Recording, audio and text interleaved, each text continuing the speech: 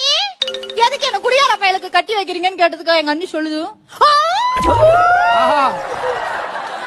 உங்க அண்ணன் மட்டும் ஒழுக்கமா சனிக்கிழமை சாக்கடியில நாய் வைக்க ஈ வைக்க கடப்பாண்டியா அவன் 10 பேரை வச்சு நான் தூக்கிட்டு வீட்டுக்கு வரணும்.